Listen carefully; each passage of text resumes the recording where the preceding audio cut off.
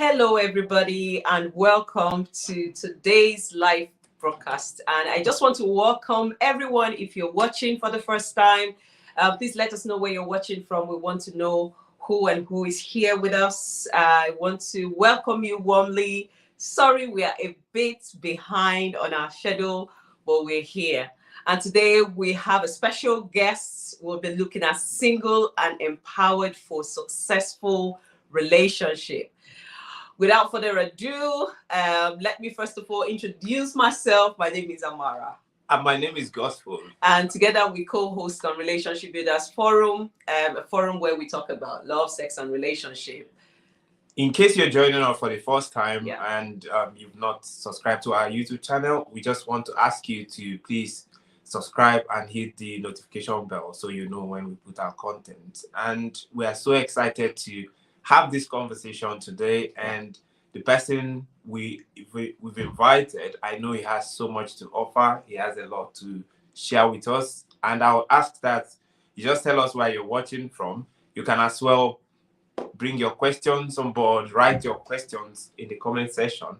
Definitely he will be happy to answer those questions. Fantastic. Are you excited for this conversation? I am so excited, and please just let us know. We want to know those in the room, and put your questions, keep your questions coming. So without further ado, I know a lot of us have been raring to go, and I just want to bring up our guest for today. Hello, you're welcome. Hi, everyone. Hello. So today we have our special guest, Okezie Ofebu, and I would want him to briefly introduce himself before we dive right in. Over to you, sir.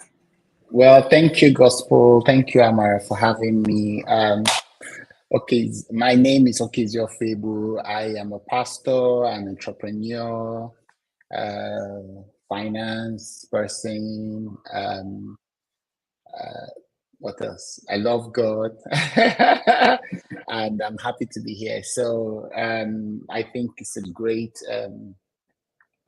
I think it's a great opportunity, and I look forward to just answering questions and then us diving into the topic for today. Yeah, I think the last time we brought you on board, that was in 2020. During COVID. During COVID, and the conversation we had then was something around love and marriage. And so many people gave feedback to say, oh, that wonderful young man, will I say young man? he really touched on very important issues, you know, as it has to do with loving a husband, loving the wife, and the wife, you know, submitting and all of those. And today we are looking at more about singles, because there are so many people out there, single people, who want to really enjoy marital relationship, and some of them are wondering, do they just need to just focus on getting someone to be married to? And most times we try to say you just have to be empowered. There are things you need to do in order to have a successful marriage, which is why we decided to bring you on board to talk about single and empowered. Maybe we can start with looking at the context of the whole conversation. If one asks, what does it mean to be single and what does it mean to be empowered? What do you want to say about that, please? Yeah, no, thank you very much.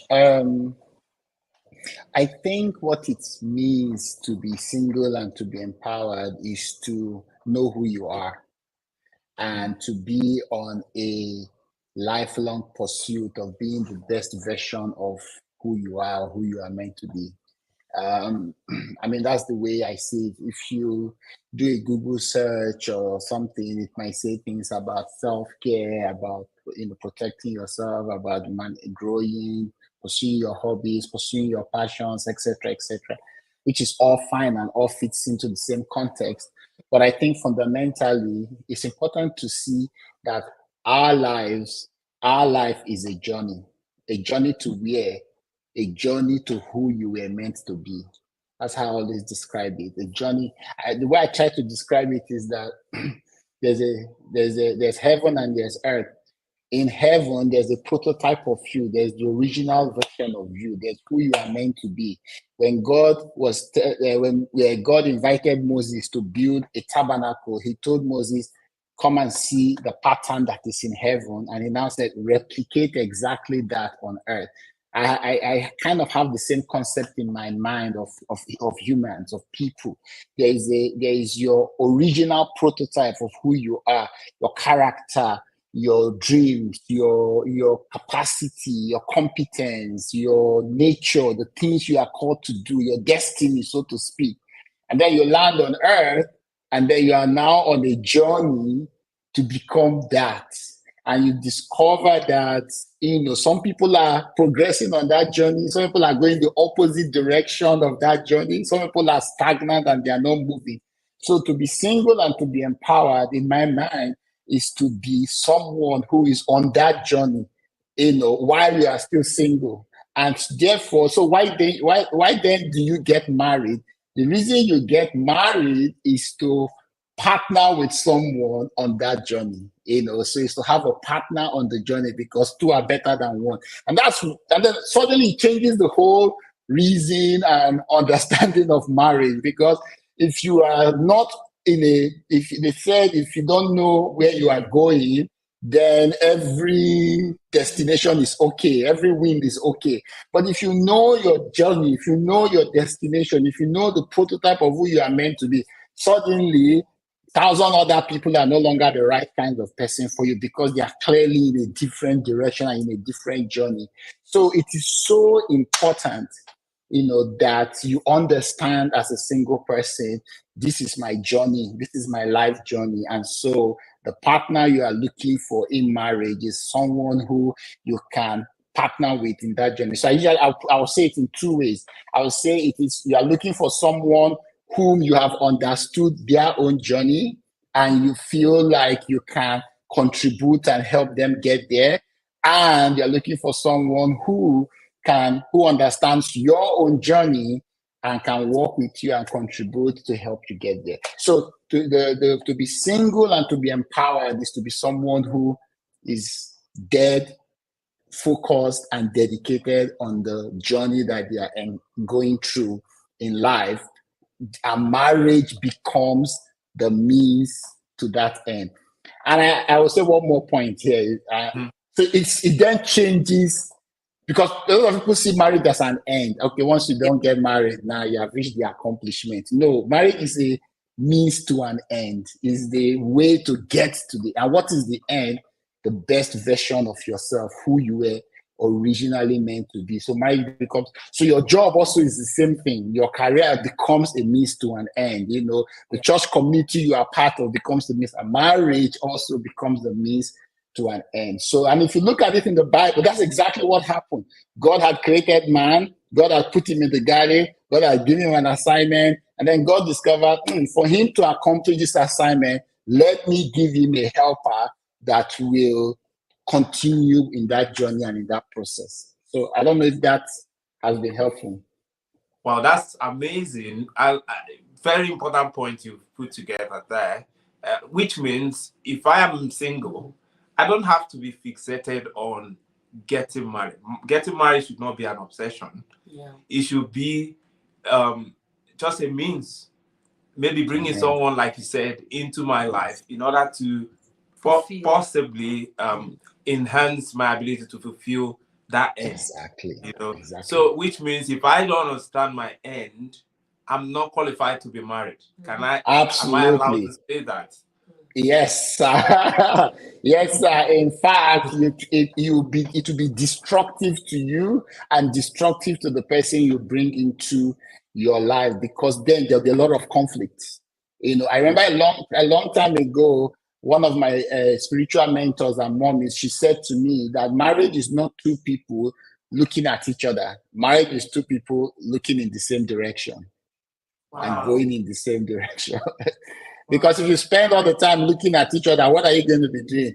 Your finger is too short here. Oh, this one is too tall here. Oh, you are not bending over here. Oh, this one. So because that's what you are doing. You are just focused on each other. And so you keep seeing the flaw.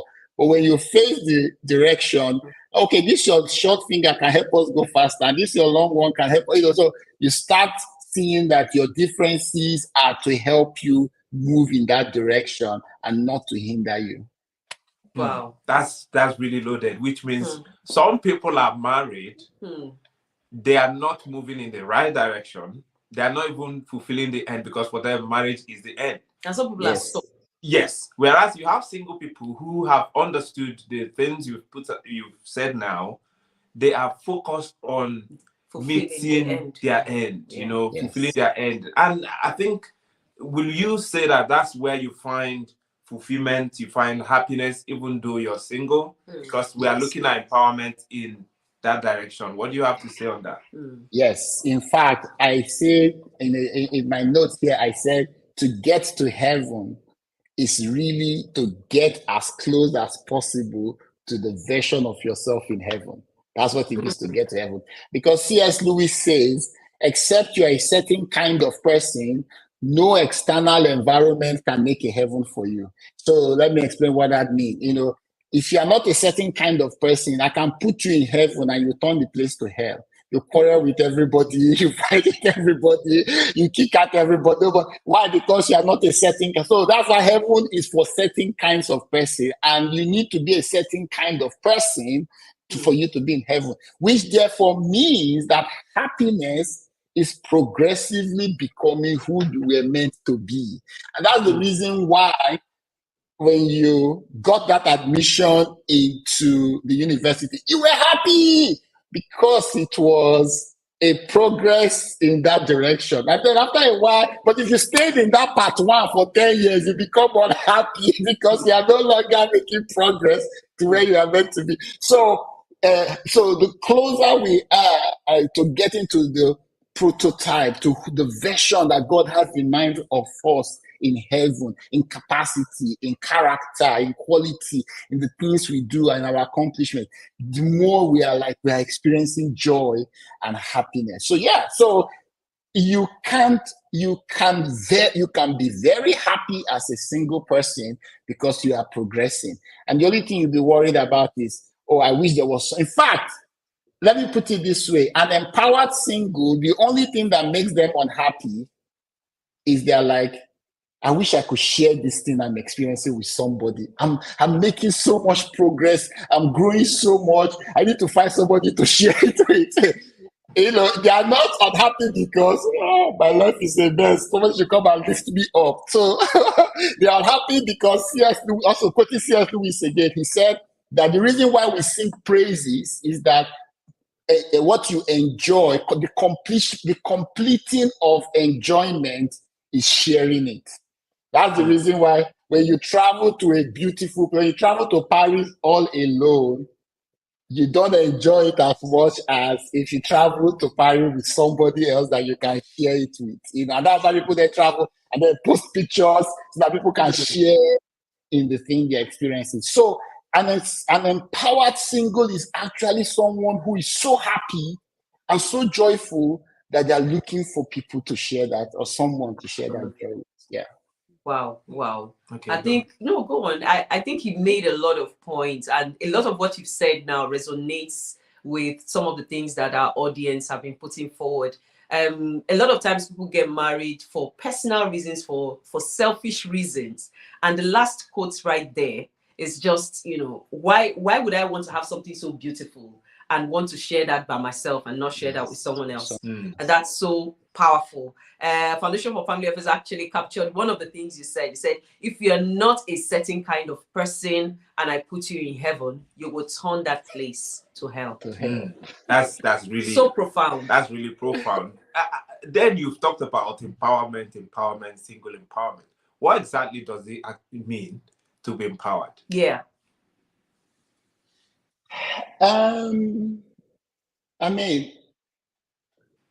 I think, let me put it this way. I think it means to live from identity. I think it means this is who I am, and this is not who I am. And to know that it's very powerful. I think that's what it means. I think it's to understand who you are and live from that place, and not be tossed about by every wind, So, because we use the word empowered to do what? Empowered to to manifest yourself, empowered to blossom, empowered to show forth and to make manifest, and not to. So I think that's the way I see it. A lot of us go through life, right, and life hits us left, right, and center, and then we are bent out of shape, and then we don't even know who you can't recognize yourself anymore, and so it disempowers you. You feel like you are tossed around and you are out of control. Maybe that's another word that comes up often, is that you feel out of control. You feel like other people are the ones determining how you live, what you say, and what you don't do. So if I was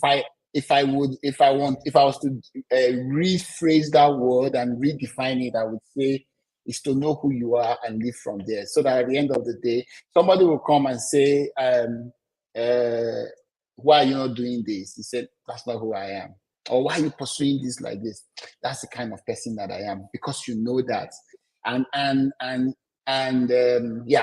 let me stop there. Wow. Yeah, I like the point you made. Empowerment being understanding who you are, identity, and all of those, which for us is very critical, because if you don't know who you are, you might not even know who you're going to do life with. And we can also look at empowerment with from the context of independence, independence such as spiritual independence, which is what you talked about. Emotional independence, because you have so many people who go into marriage waiting to discover happiness. I know you mentioned that before. To discover, they are coming into marriage with the mind that someone is going to give them happiness, someone is going to fulfill them, someone is going to satisfy them. There is a hole in their hearts. They need someone to fill it, which is critical, which is very difficult for anyone to do. So do you want to ask the next question? Yeah, so that he's talked a lot about empowerment. Now the question is, if someone is single and they feel I am empowered, I want you to kind of, let's unpack it. What are the key areas? What areas do you think is really important, crucial for singles to look into, for them to be empowered? If I give you an example before you come in our culture, I'm from Africa, Nigeria to be specific. Most men think to be empowered means I've got to have good money. I have to be rich to be empowered. And once they have the means, financial means, they think, now I'm ready for it. So take it from ready. Yes. So I'll talk a little bit about the point Amara made, and then come to that point. So if you know your identity, if, for example, you say to yourself, or you've come to the understanding that I'm a carpenter, and the version of who I am in heaven is the best carpenter that there will ever be. I'm in the top 5% of carpenters in the world. That's your identity, and you are single. It means that any chair you make, any table you make, any furniture you make, that people in fact, they will go into the Queen of England's home and they will say, oh, there's the furniture I saw Gospel make, and my God, you should ask him to come and make your furniture in your palace, right? That's somebody that knows who he is. That's somebody that knows that, and that thing empowers him. That thing he's somebody puts it this way. So there are two kinds of people. There are people that the world act on, and there are people that act on the world. They are the world. They are the world. The economy is bad. Oh, the bank has collapsed. Oh, the weather is not good. Oh, it's snowing today. They're telling you about how the world is acting on them. But there are people who are going every day. They wake up. Every day they go. And this thing literally happened to me yesterday. I was stepping out of my house yesterday, and I said, Lord, I'm going to get 5 customers that will do this. I'm going to do this to this customer. I just went out with a mindset, I'm going to impact the world. Wow. But it flows from your identity. It flows from knowing who you are. You're not waiting for a woman to enter your life before you impact the world. So if they come in, or a man to enter your life before you impact the world, if they do come, they're only there to enhance, and they're only there to help, and they're only there to contribute to what you're doing. So having that at the back of our mind, I have a few areas that I feel like as an individual, as a single person, you want to start developing so that you can, areas where you can get empowered. Because here's the fundamental point. What you do before you get married is the foundation of what you will do and be when you get married. So, in other words, if you are going to be great communicator, I have heard some people say things like, when I marry, man, me and my babe will just be communicating. Meanwhile, right now, you only know how to talk, you don't know how to listen. That's not going to happen. Do you understand what I'm trying to say? Because communication is being able to listen and being able to respond to what you heard, not just waiting for the person to finish talking so you can say what is on your mind. Therefore, you've not actually listened. So I want to say that it's key and maybe we'll get to the place of, at some point we'll discuss in what ways can you pursue empowerment. But I would say that for sure you want to work on your communication skills. You want to learn to be a reflective listener. You want to be somebody that is able to be transparent when you are speaking, and let somebody else be transparent too when they are speaking. Another area that you need to be empowered and you need to grow is emotional vulnerability. You need to be able to be emotionally vulnerable. And this happens a lot for guys. Guys struggle to be emotionally vulnerable, And that's what when people think that guys are not emotional. It's not true. Guys are emotional. They're just not emotionally vulnerable. They like to cry on their own, not to cry in front of people. But understanding what it means to give an emotional call and to hear an emotional call and respond to that. This is an area that while you are single, you are developing it. Again, what you do or who you are before you get married becomes the foundation on what you be and what you will do when you get married. I will also say financial intelligence. I'm not saying you should have a lot of money, but you should know how to budget. You should know how to take care of expenses, plan. And then there are some people who are thinking of getting married, but they don't know how to run a checking account. They don't know how to balance their account at the end of the month. They are waiting for when I marry, my husband will do it for me. That is not, or when I marry, my wife will do it for me. That's not somebody who is empowering themselves. And I think the last place I would say you really need to learn to empower, to be empowered is in boundaries. As a single person, if you are boundaryless when you are single, you will be utterly boundaryless when you are. It magnifies when you get married, So it's important that you understand how to have healthy boundaries, know where you end, know where another person begins, understand what to take on and what not to take on. Learn to protect, your boundaries, and learn to respect other people's boundaries as well, while you are single. So these are areas that as you begin to develop them, and then of course, you want to be productive. You want to make sure that there's something you are doing that you don't feel like you are going to be a liability to somebody, etc. So be productive. So communication, emotional vulnerability, financial intelligence, boundaries, and then just make sure they are productive. Please, you don't have to be a billionaire or a millionaire. Neither do you have to be Kim Kardashian because the men pursue money, the women are pursuing beauty, as the framework for deciding when to be married or who is ready to be married. No.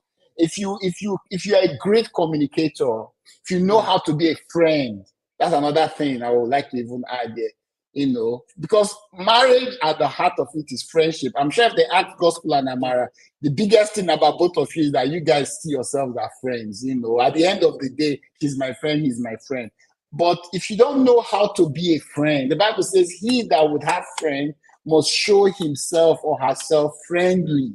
So if you don't know how to be a friend, you will struggle when you get into a marriage relationship and you have not been empowered in those areas to manifest. Wow. Amazing. I mean, there's something you said about the emotional vulnerability, and I think one of one of our audience actually captured my mind, because a lot of times you find people in relationship who are very emotional. They show the show of affection, and most times at every slightest provocation, they break down and all of that. But there is a difference when you're emotionally vulnerable. And this is something that not a lot of people are skilled in. Not a lot of people understand what it means to be emotionally vulnerable. You know, having that place where you safely show your emotion without going overboard. And sometimes people don't realize, because in the course of you just being hysterically emotional, you damage your relationship. And people don't understand that there are boundaries, like you just rightly said, in terms of how you exhibit these things. Yeah, Let me say. Okay, go on. Yeah, no, let me say something there. I think it was the Gottman Institute, and there's a concept, and maybe at some point we will do it in this relationship builders forum. There's a concept known as, I didn't know this until much later. In fact, I came to know about this about 2 or 3 years ago. It's called emotional calls. Emotional call. So by the time somebody becomes hysterically emotional, is because they have been tens or hundreds of emotional calls that have been ignored. You know, an emotional call is a desire for connection. You know, it is something that you are someone is trying to connect with you, and he makes an emotional call, or she makes an emotional call. And the Gottman Institute said that the marriages that don't collapse, they have, out of every 10 emotional calls, 9 of them connect. The marriages that collapse, out of 10 emotional calls, 4 of them connect. So if you think about, and what an emotional call is, something like you pick up the phone and say, "Hello, honey, how was your day?" The person asking how was your day is just trying to connect. If you say fine, you have not connected. If you say more than fine and talk a little bit about your day, you have given a chance for her to connect with you, or for him to connect with you. You know, the person that comes back home and just collapses and say, "Oh, I've just had a terrible day today," and just wants to go to sleep. If you allow the person to go to, that is an emotional call, but you didn't pick it up. So these are things that, as an individual, as a single person, how good are you at communicating to someone? I want to connect with you. And how good are you at picking up signal? This person is looking for connection. Then you can drop what you are doing and connect with this person, even for 5 minutes, and then go back to what you are doing. That connection is key. That's what I mean by emotional vulnerability.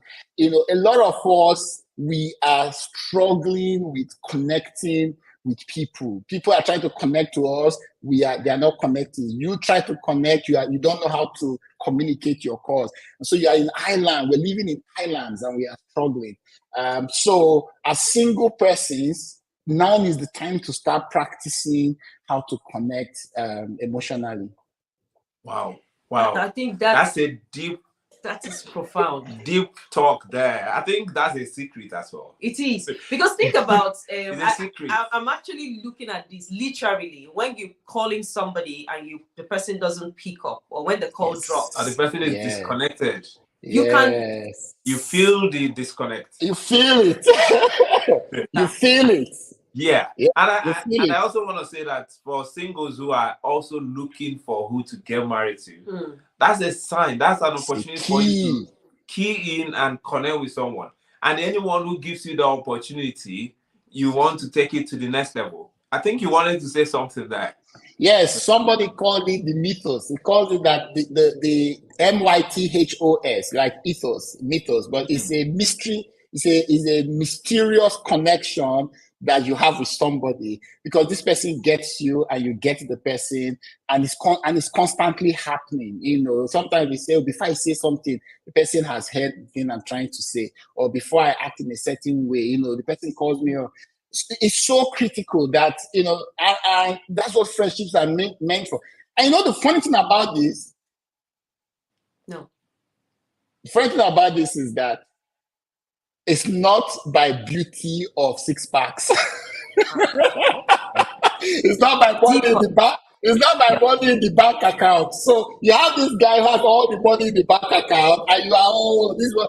But at the end of the day, you can't connect with this person. This person can't connect with you. You have this lady who is beautiful as the Queen of Sheba, but she's not connecting with you. Or you have the person that is from your tribe, but this one is not from your tribe. So at the end of the day, you see that the place where successful relationship happen is the thing that we are not paying attention to. Something as simple as if you make a phone call, the person is there. If you say you are tired, they are trying to connect with you at that level, not just to say go and get some rest. Do you see what I'm trying to say? They are. It's a key area of growth for us as single persons, that we need to pay attention to, we need to learn it, we need to be practicing it. And I think what you said, I mean, it sounds so simple, but I think this is like the bedrock upon which everything builds. And for somebody to really connect to this, that person needs to be self-aware. A lot of people are not clued in, they are not self-aware. And how many opportunities have we missed as single people? How many calls have we not answered, or we allowed to go into voicemail, just because we're not clued in? Yeah, definitely. Yeah. The other thing you talked about is about setting boundaries. And even in marriage, some people would say, do we have to set boundaries? Yeah. And you're saying those who are single should learn how to set boundaries. How do you set boundaries? I just wanted to talk a bit about it, because if you're not empowered to set boundaries, it means anyone can come into your life and deal with you the way they want and walk away and keep you broken. All right, boundaries is a favorite topic of mine. So I'll just touch a little bit on it. Boundaries is a powerful concept, and I will encourage everyone who wants to enter into a relationship to get the book by Henry Cloud and John Townsend. Boundaries, the main book. Boundaries in dating, boundaries in marriage, boundaries with children. Get all of them and just read them. Now, what is the fundamental concept of boundaries? A boundary is, first of all, is to understand that it's not a wall, it's a fence with a gate. A boundary is a fence with a gate. A fence with a gate is there to do two things: to keep the bad out and allow the good in. That's what boundaries are for. Keep the bad out, allow the good in. Boundaries are also how you know where you end and where another person begins. What is the problem you should take on and what is the problem you should not take on? Absolutely critical in a relationship, even in a marriage. You cannot, if you need to know and say, my husband or my wife or darling or babe or whatever, and say, look, this is something I think you should deal with. I'm here to assist you to deal with it, but you really need to take ownership of it. Boundaries about ownership, because what is inside your boundary, you've got it, you've owned it. You say, yeah, babe, I will handle this. This is meant for me to handle. Boundarylessness is when you are trying to go and solve another person's problem. You are going to go and cut another person's grass in their own compound, and then you leave your own grass uncut. That's boundarylessness. Boundarylessness is when somebody else is trying to impose on you their problem and make it your problem instead of taking ownership of their problem and fixing it. If your girlfriend or your boyfriend or your spouse is drinking, they need to fix that. You can assist them, you can help them sign up into a rehab center, you can help them by not having drinks in the house, but ultimately they need to own the problem and say, if they have anger issues, if somebody has anger issues, boundarylessness is when somebody says, look at what you have made me do, you have made me to shout. No, shouting is you who shouted. Nobody can make you to shout. Nobody can make you. You have made me to hit you. No, nobody can make you do anything. So you've got to understand that. It's so key that when you hit somebody, when you raise your voice, when you explode in anger, it's you who did it. It's you who did it. So you need to own it, and you need to say, I need to deal with this issue. So it's so important that in relationship, because if we don't grow in this area, if we are not understanding in this area, you damage your heart. Let me say this last point. You see, your heart is your organ of love. Just like your hand is for walking, your head, your eyes for seeing, your nose for breathing, your tongue for tasting. Your heart is your organ of love. If you don't put proper boundaries around it, that heart could get damaged.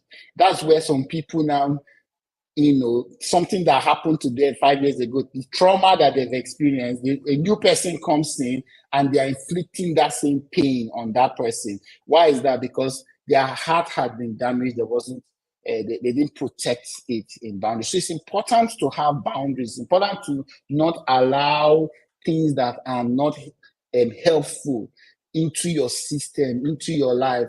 So know when to walk away, and not try to be. And I see this a lot with women and ladies. Even guys have it. It's called the Messiah complex. There's only one Messiah, and you are not him. His name is Jesus. You cannot save everybody. I will do this so that he can.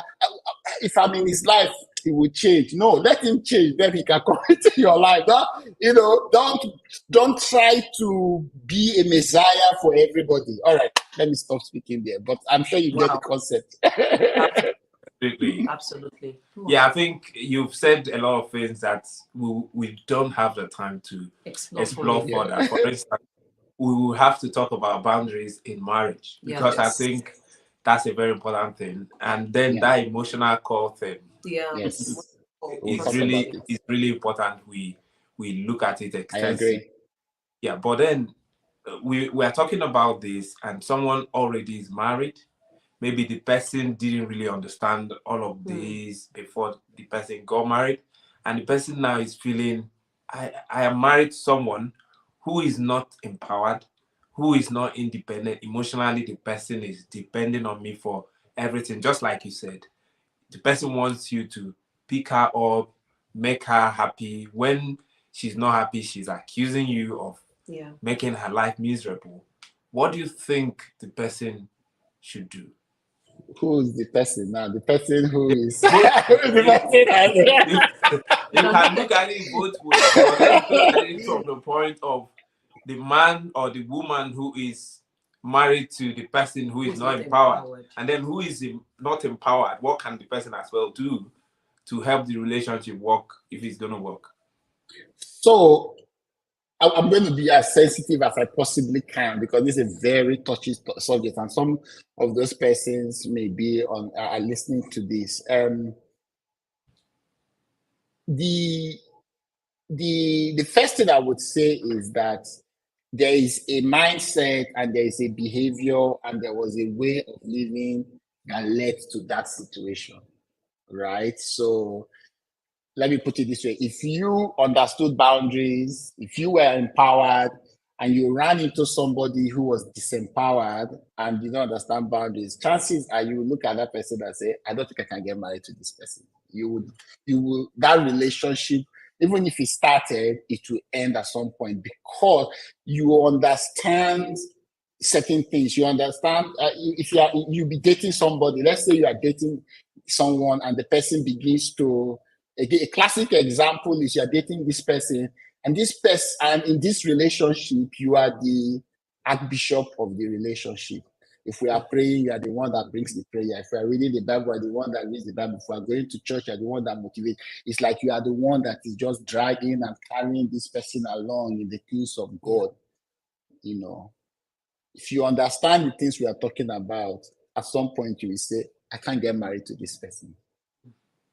You cannot get married to the person where in a relationship you are the archbishop. The person is almost playing no role whatsoever in bringing into it means that you are not on the same spiritual level, So the reason I gave that example is that, but if you proceeded to get married with such a person, it meant that there was a faulty mindset that continued a relationship that should have ended. And then now went into marriage. So now we are now in marriage. And now in marriage, like they say, love is blind, but marriage is the eye opener. the eye is now open that this thing should not have been the way it is right now. And so that's why we're having that issue now. That's why we are now understanding that this is now a problem. But it was always a problem. It was a problem when you were dating. It was a problem when you were courting. It's just that when you enter marriage, it becomes exacerbated, and now you are frustrated because you, in a relationship, it takes two to make it work. Two people are pulling in the same direction. She's bringing something and bringing something. We are contributing and we are growing, and that's not what you want. Something that was not happening, or maybe it was somebody was pretending. At one point when you were dating, now you've entered the real thing and you've discovered there's a problem. And so, what should you do? I feel like the right answer at that point in time is, look, there's something known as systems principle. I don't know whether somebody who is in that field who can explain it better for us. But if you want to, if a system begins to break down, right, one of the things you do is that you take one component of the system and start fixing it. When you start fixing it, the rest of the other systems start adjusting to the wholeness and aligning to the wholeness of that system. So what that does is that, and that's where this empowerment now comes in. What that does, what I would say to this person is, you now focus on being right and doing right and acting right and living right. And then pray that this person is going to adjust with time. And then, and eventually it might be painful, but but adjustments will happen, So you begin to insist that they take more responsibility for what they should take responsibility for. It's going to be painful. It might lead to some conflict, but if you don't do that, you are going to continue to be codependent. You're going to continue to suffer the consequence of another person's issues. So the answer to this person is get counseling, get instruction, get teaching that will help you be a better individual in that system. Be somebody that understands boundaries. Be somebody that understands showing up with responsibility. Be somebody that understands being proactive, being right and acting right. And then the other person will start responding to that behavior that you are acting. The response hopefully would be to now also start raising their own game. But sometimes the response might not be that. So it might then need you be, going for more sessions and counseling to see if you can resolve it. So that's what I would advise, is focus on yourself, because then you stay happy, then you stay positive. But if you keep focusing on this person, you keep getting depressed because the person is not taking responsibility for themselves. Absolutely, because that's outside of your sphere of influence. That's outside of your sphere of control. Yes. And if you just want to focus on trying to make that change you get frustrated. Exactly. You get frustrated. It's not going to happen. And I also like what you said around sometimes it might lead to conflict, but just stay the lane, and that person would align. Because sometimes we always don't set those boundaries. We enable certain behavior, we enable certain habits, around us. And we say, I don't know why this person keeps treating me like this. That person is treating you like that because you kind of telling that person it's okay to be treated that way. And sometimes, respect is something that you earn, and there are ways to put those boundaries in place. Law number one in boundary is the law of sowing and reaping. If you make a mess, you are responsible for cleaning up the mess. I am not going to come and clean up your mess. I love you, but I will not clean up your mess. When you start cleaning up your mess and you need help, I can help you, but I'm not going to come and it's as simple as that thing sounds. Is very deep, because let me give an example of how we create how people have grown up boundaryless. They get up when they were kids, leave their room, they don't make their bed, their toys are scattered all over the place. Mommy comes and screams, and after mommy screams, mommy now goes and makes the bed and cleans up the toys. And then it happens the first time and nothing happens. Second time, nothing happens. Third time, nothing happens. That boy then grows up becomes a man, and gets married. And then when he goes out to go and mess up with a girl that is not married to, he comes back home and tells her, why are you even upset? Why are you not forgiving me? Why are you not, where did he learn that from? Because when he was a toddler, he will mess up his room, and mommy will scream, and then mommy will forgive and go and clean the room. So he's grown up with that behavior. Yes. And so he doesn't understand the law of sowing and reaping, that if you make a mess, you are the one responsible to go and clean your mess. This is so powerful, because it doesn't just impact on you as a person. It also impacts on your generation, because you're passing it on. You're passing it on. Exactly. Very, very important point you raised. I think a lot of singles, will I say a lot, some singles see themselves in this kind of situation, and they hope, they have this idealistic perception that anyway, he or she is doing it now. When we get married, he or she is going to change. It's a magic wand.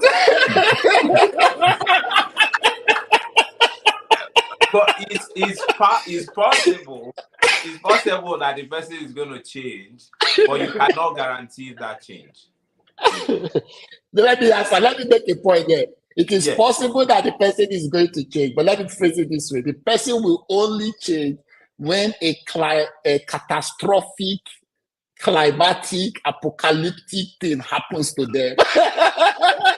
Then they say, oh my God, I need to change. Or if that doesn't happen, they are not changing. Trust me, human beings don't change like that. Just with what you said, I think someone in a relationship now has been enabling this kind of behavior, either in marriage or even in a serious relationship that is going to lead into marriage. You need to reorder things. Just change things, change your own attitude, and let the person take responsibility for bad behavior. If the person is not willing to take responsibility, you know that this is even a red flag, that if you're married to this person, the person is not going to take responsibility.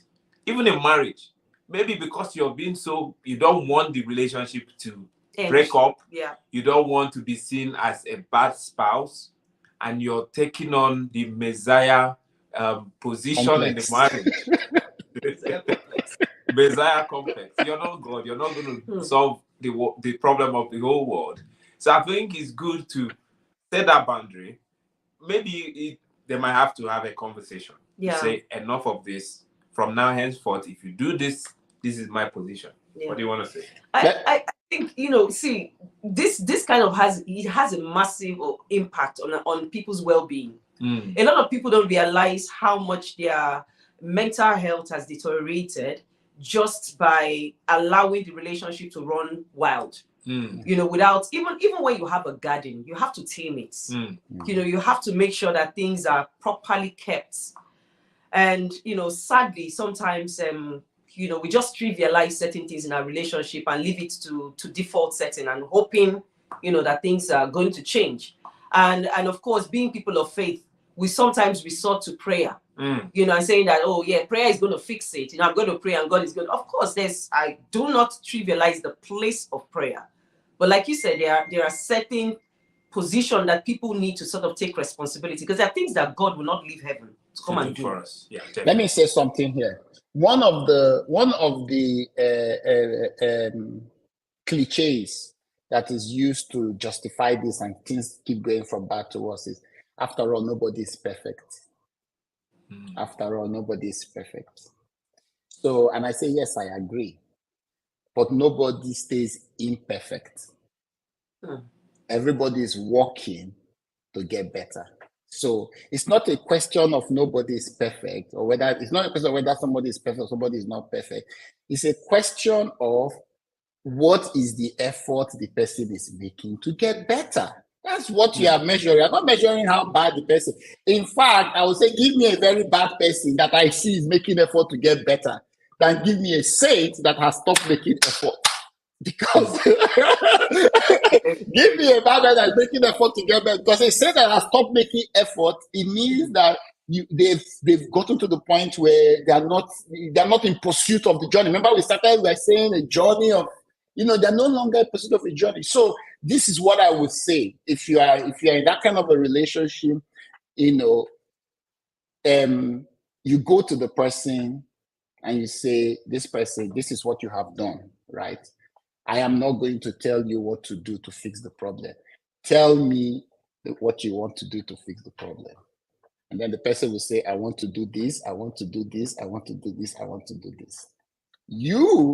That is boundaries now. So they have said, this is what they want to do in their compound.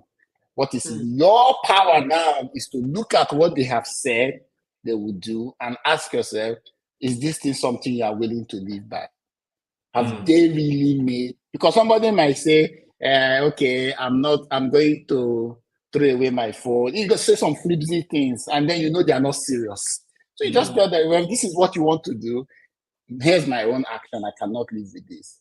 But if they really love you, if they really care about the relationship, if they really, and this is what Paul talks about in 2 Corinthians chapter 7, if they really want to change, he said, godly sorrow produces true repentance. And why have you no true repentance? He said, see what vehemence, see what diligence, see what action, see what things you have made up your mind to now do to show to me that indeed you have repented. That is the evidence of changing, is that you have now demonstrated. But I didn't give you, the problem, what often happens is that you are the one that is going to tell the person what you want the person to do. The person says, okay, if that will make you happy, it's okay.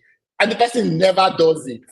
What you should is to ask the person to own the self-correction, own the self-governance, own it. Say, you tell me what you want to do to heal this marriage, to heal this relationship. And then wait and listen to them. Let them own it. And then after they've spoken, you can now decide whether you are convinced or not convinced. Wow, this is huge. This is big there. I think we can go on and on and on. Yeah. So we would also want our audience, anyone in the audience, if you have any question as he was talking about different things, and there is this question on your heart you want to share, you can please put it in the comment section. And if there are key takeaway from all of this, you can as well, let us know. We've got a lot of reactions as well. Of course, it was in the course of him talking, a lot of emojis and some of the things that kind of resonated with people watching. But please let us know if you've got questions. I think we're drawing to a close and time does fly quickly. Yes. Now, we have one more thing I think we should address, and that is what happens if one is married to a I think that's okay. Yes, We did, the last one. Yeah. What should a single do to be empowered for a successful relationship? All right, that's a great question. And if you are single in this place, I'm sure you're going to get a lot from this. The first question is to ask is not, I always tell single people, the first question to ask is not, is he the one? Is she the one? The first question to ask is, am I the one I'm looking for is looking for? Am I the one I'm looking for is looking for? What that does is that question turns the searchlight inwards. Shall I go on? Go on, yeah. Yes. So what we interrupted the Go on. Okay. Yeah. So what that does is that it turns the searchlight inwards. So you're no longer asking, you're no longer putting the torchlight on somebody to see if that is the person. You are putting the torchlight on yourself to say, do I have the qualities? Am I developing myself? Am I growing? And this thing, like I said, journey is the journey into who you are meant to be, and that's continuous growth and continuous development. So how should a single person, what can they do to be empowered to be successful for marriage? I want to say a few practical things that I think that you should be working on right now so that you can get better. The first is that you should be a truth teller. You should be a truth teller. What does truth teller mean? Truth teller means learn to tell yourself the truth. Learn to be truthful to yourself. Learn to face the truth. A lot of us I struggle with it myself. You see things that is in front of you. You concoct stories to. The Bible says, deceiving your own self. That's what it says, deceiving your own self. So practice facing the truth. Practice, I'm addicted to this, or I am struggling with this, and because what being a truth teller does is that it attracts truth tellers to yourself. Wow. You attract your kind. You attract your kind. If you are somebody that is not a truth teller to yourself, what will happen is that people who are also not truth tellers, birds of the same feather flock together. But if you're a truth teller, you will know when somebody is beginning to, speak half truths and others, you begin to say, I wouldn't say this. I don't know if you get what I'm trying to say. If you practice saying the truth, when somebody comes and practices half truth around you, you will spot it. You will spot it because you've been practicing saying the truth. But if you have not been practicing saying the truth, and somebody comes and also does, you'll be able, you won't see the difference because you are not able. It's like a litmus test. You put the litmus into the thing, you react immediately. So that's the first thing I want to say as a single person looking to be empowered for a successful marriage is number one, be truth tellers. So let me give an example of being a truth teller. If somebody is calling you and saying sweetheart, darling, and every time they call you sweetheart, darling, it gives you an awkward feeling because there's no sweetheart, darling here. But you keep allowing it. You are not being a truth teller. You are not being a truth teller. So because you have not been a truth teller in that situation, when the person who is now coming to lie to you about sweetheart, darling, you can't tell the difference. I'm using a funny example, but it's the point I'm trying to make that it's so key that you practice saying the truth. If somebody says, you say, no, I'm not comfortable with this, and I like you as a friend, but this is not where I'm going to with you. That's one. The second thing is I would say things you should do to be empowered is put your life on a schedule. Be productive. What does putting your life on a schedule? It means, you have a time you do your exercise, you do your quiet time, you go to church, you go to work, you are not just, they say people without a plan, other people will plan for them. Yes, other people will plan for them. And so they end up not being productive, But it is critical for you to be a productive person because productivity is one of the things you bring into a relationship. Is the fact that you are productive, you have something to bring. I was listening to somebody and he made a comment. He said, the difference between an adult and a child is one thing. An adult produces more than they consume. Productivity is what makes you differ. So you come into a relationship and you want to take. And this is because you're not a productive person. So if you're a productive individual already, you're coming to a relationship, somebody can already see, okay, this is what I'm bringing in because you are a productive individual. So I want to emphasize on that. A few more things I would like to say is practice your identity, I call it create an identity statement, a series of I am love, I don't hate, I'm always kind, I'm all faithful, I am loyal. Just write your identities and start practicing them. Even though you may not be as great in them when you start off, but that's the picture in your mind of who you want to be. And then start being that kind of person. I say this a lot because a lot of us go through life completely reactionary. Is the way the way you treat me is the way I will treat you. If you treat me good, I treat you good. You treat me bad, I treat you bad. It sounds nice, but what it means is that you have no identity. Yeah. You have no identity.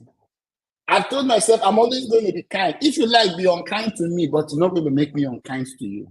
Why? Because that is who I am. So practice your identity. So be a truth teller. Be productive, put your life on a schedule. No, don't just be spending time on the streets of Instagram for the whole day. Put your life on a schedule. See, this is what I'm going to do. Then write your identity statement and start practicing them. Practice your identity. I think these are the few things we've talked about boundaries already. The last one I'll probably add is have friends and keep them as friends. Have friends and keep them as friends. What do I mean by that is that do not ruin your friendships because you are lonely or because you are horny or that kind of stuff, because that's what tends to happen. You have friends of the opposite gender, and before we know it, all kinds of crazy things begin to happen. And it happens again and again and again. So I want to if you don't mind, let me spend a little bit of time on this, because it's important as a single person. Remember, what you do as a single forms the foundation of what you will do in a marriage. In a marriage, you are going to have friends of the opposite gender. And if when you are single, you don't know how to keep friends of the opposite gender as friends, it doesn't cross the line to begin to be all kinds of nonsense. When you get married, there's no magic wand that will change it. You would have emotional infidelity or even physical infidelity. You will have it because you've not practiced it when you were single. So it's very important to know that if you are single, if you have friends, keep them as friends. When they begin to send this kind of thing, these days our mobile phones can be very dangerous. Before you know it, it slips into a realm that you don't want to slip into. Walk back. In fact, cut off the relationship. If they ask you, you're not talking to me again, because I can see that we can't stay friends. We're always going into realms and regions that are not healthy for both of us. So have friends and keep them as friends. Practice that, because you don't learn it as a single, you don't pick it up when you are married. In fact, the temptation to is worse when you are married. All right, let me stop talking. Wow. A lot you've said. We can go on and on. And unpick them. Yes, but I think we would only say to those listening to take your time, reflect on some of these things, because what you are as a single is what you're bringing on board in the marriage. I have not really changed. I'm using myself as an instance. You've been enhanced. Yes. Even enhanced. The good parts. Me has been there, and I can't just change overnight. Yes. There is room for improvement, obviously. Yes. But the key elements of who you are, or what makes you who you are, will always be there in terms of character, personality, and all of those. Yeah. I tend to use this analogy using a tree, because a tree, when you see a tree, there's always a seed that has caused it to be a tree. And whatever fruits is not going to change, because the seed is what makes it a tree. And if it's bearing fruit, it's bearing fruit based on the seed that has been planted. Yes. And whatever we do, whether we are tending the tree, whether we are adding, all sorts of things to it, is just to enhance the fruits that comes out of the tree. Really important. So thank you so much. I wouldn't want to ask you more questions, because I know you have so much to offer, to say to us. Obviously, we'll have another session with you. But thank you so much for sharing your wealth of knowledge and experience with us. I would say to those listening, please share this with your network. You can see how rich it is. There are so many people out there, even those who are married, who would benefit from this content. So thank you so much for your time. Our audience are also saying thank you for your time. I know you're a very busy person, but you made out time to be with us today, and I just appreciate you for doing that. And I'm sure we're going to have you, if your schedule will allow, another time. But it's been an amazing experience. Thank you for having me. Thank you. And have a wonderful and fantastic day ahead. I'm trying to do that. Sorry, people, we have to go now. Take care. Bye.